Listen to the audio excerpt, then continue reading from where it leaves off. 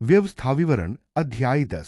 उस वक्त यहोवा ने मुझसे कहा, तू पत्थर काटकर अपने लिए 2 पटियाएं बनाना, जो पहली पटियाओं जैसी हों, और लकड़ी का एक संदूक भी बनाना। फिर तू पहाड़ पर मेरे पास आना। उन पटियाओं पर मैं वे शब्द लिखूंगा जो मैंने पहली पटियाओं पर लिखे थे, जिन्हें तूने चूर चूर कर डाला था। फिर उन पटियाओं को तू संदूक में रखना। तब मैंने बबूल की लकड़ी का एक संदूक बनाया और पत्थर काटकर पहले जैसी 2 पटियाएं बनाई और उन दोनों पटियाओं को हाथ में लिए पहाड़ पर गया। तब यहोवा ने उन पटियाओं पर वे 10 आज्ञाएं लिखी जो उसने पहली पटियाओं पर लिखी थी और मुझे दे दी। ये वही आज्ञाएं थी जो यहोवा ने तुम्हारी पूरी मंडली को पहाड़ पर आग में से बात करते वक्त दी थी। फिर मैं पहाड़ से नीचे उतर आया और मैंने वे पटियाएं उस संदूक में रख दी जैसे यहोवा ने मुझे आज्ञा दी थी, और वे पटियाएं उसी संदूक में रखी रहीं। इसके बाद इस्राएली बैरोत बनेयाकान से रवाना हुए। मोसेरा पहुंचे। वहां हारून की मौत हो गई और उसे दफनाया गया। उसकी जगह उसका बेटा एलियाजर याजक के नाते सेवा करने लगा। इसके बाद इस्राएली मोसेरा से रवाना होकर गुदगोदा आए और गुदगोदा से योतपाता गए, जहां बहुत सी नदियां थी।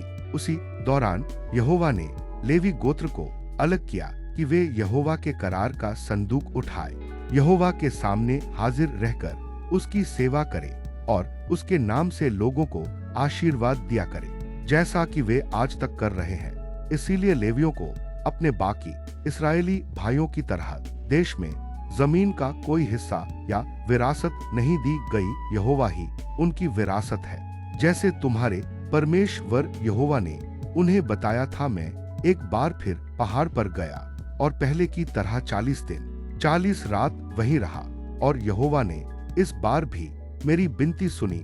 इसीलिए यहोवा ने तुम्हें नाश न करने का फैसला किया। फिर यहोवा ने मुझसे कहा, अब तू लोगों की अगुवाई कर और सफर में आगे बढ़ने के लिए उन्हें तैयार कर, ताकि वे जाकर उस देश को अपने अधिकार में कर ले, जिसे देने के बारे में मैंने उनके पुरखों से शपथ खाई थी। अब हे इस्राएलियों, तुम्हारा परमेश्वर यहोवा तुमसे क्या चाहता है?